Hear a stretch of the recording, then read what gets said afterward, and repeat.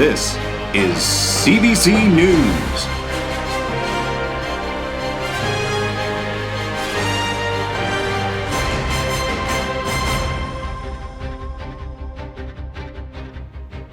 Welcome to our CBC Action News Special Lent Report.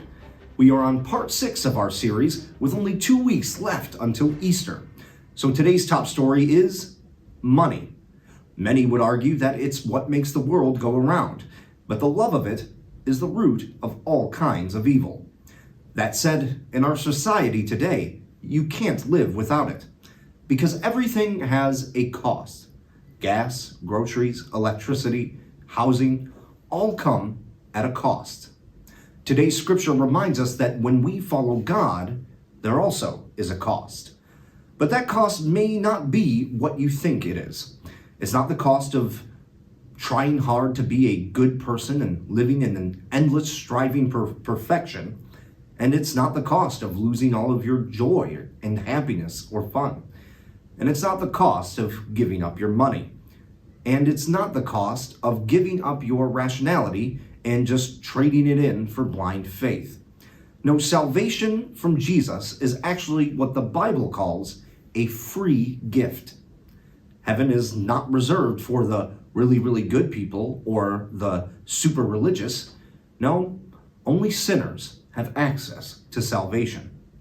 That is the beauty of the gospel, or good news, of Jesus. Jesus has already paid the cost that we owed for our sin. And following Jesus does cost us something. It costs us surrender. As I've said, we are on a journey towards Easter called Lent. And we have been looking at Jesus' last moves before Easter.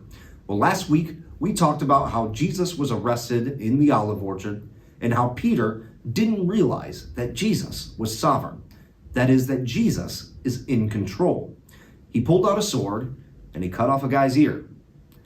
Do you realize that God would never call us to do something that he hasn't first done himself? As I said, Jesus, in following him, cost surrender. Jesus himself surrendered in that moment. And as our scripture will show us, he was about to do a bunch more surrendering. Here with excerpts from the book of John about Jesus' trial, his crucifixion, and his burial are the correspondents of the Crew Action News Team. Guys, it's time for the news!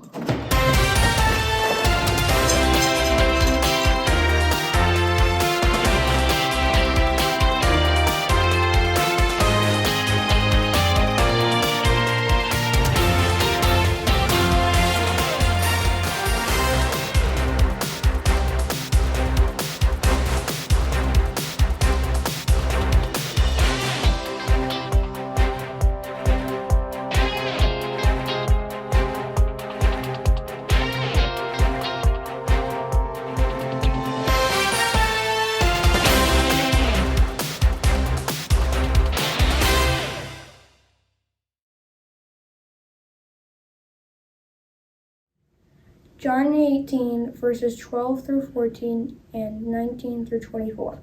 So the soldiers, their commanding officer, and the temple guards arrested Jesus and tied him up. First they took him to Annas, since his father-in-law of Caiaphas, the high priest at the time. Caiaphas was the one who told the other Jewish leaders it's better that one man should die for the people.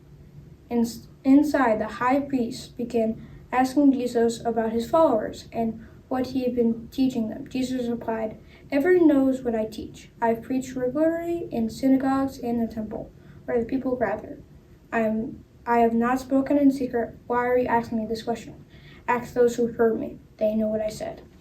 Then one of the temple guards standing nearby slapped Jesus across the face.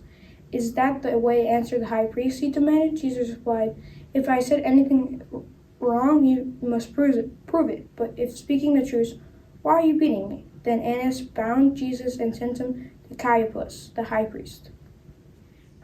John 19, verses 1 through 42. Then Pilate had Jesus flogged with a lead-tipped whip. The soldiers wove a crown of thorns and put it on his head, and they put a purple robe on him. "Hail, King of the Jews!" they mocked. as they slapped him across the face. Pilate went outside again and said to the people, "I am going to bring him out to you now, but understand clearly that I find him not guilty." Then Jesus came out wearing the crown of thorns and the purple robe. And Pilate said, "Look, here is the man." When they saw him, the leading priests and the temple guards began shouting, "Crucify him! Crucify him!" "Take him yourselves and crucify him," Pilate said. "I find him not guilty." The Jewish leaders replied, "By our law, he ought to die because he called himself the Son of God."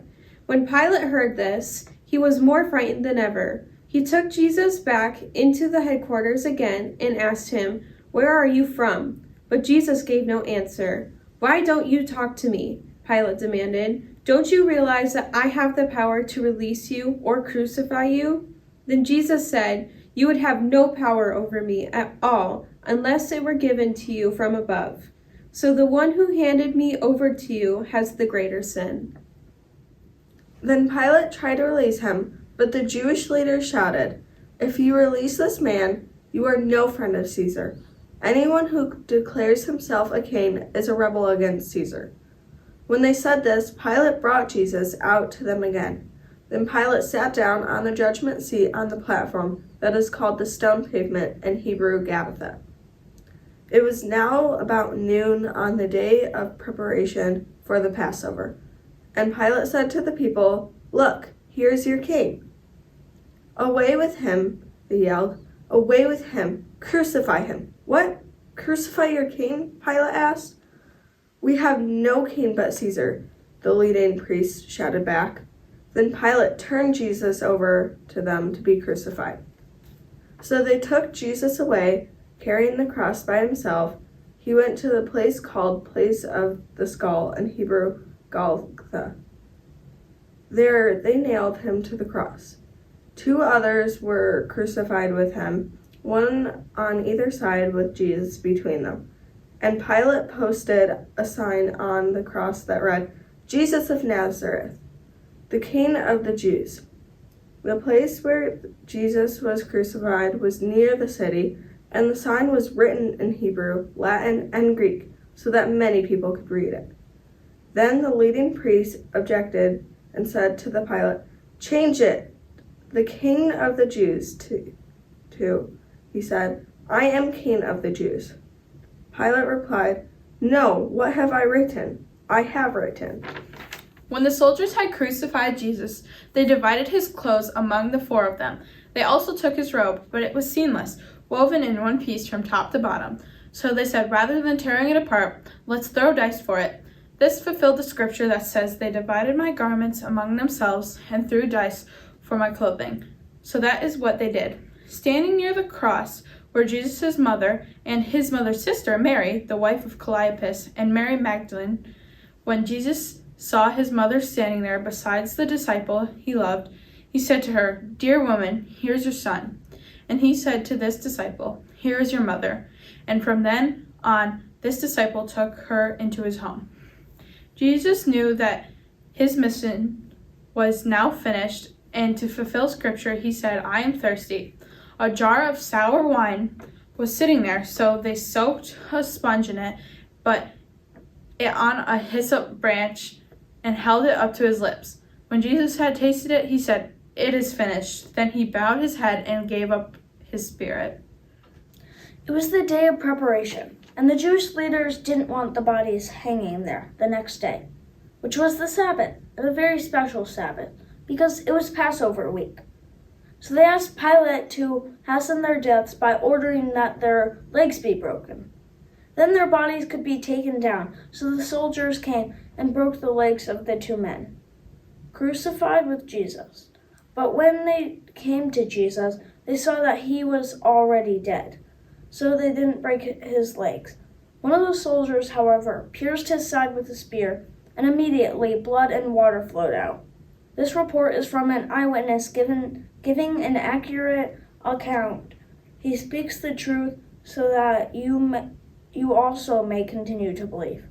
These things happened in fulfillment of the scriptures that say, "Not one of his bones will be broken."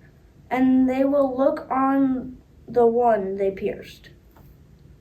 Afterwards, Joseph of Arimathea, who had been a secret disciple of Jesus, because he feared the Jewish leaders, asked Pilate for permission to take down Jesus' body.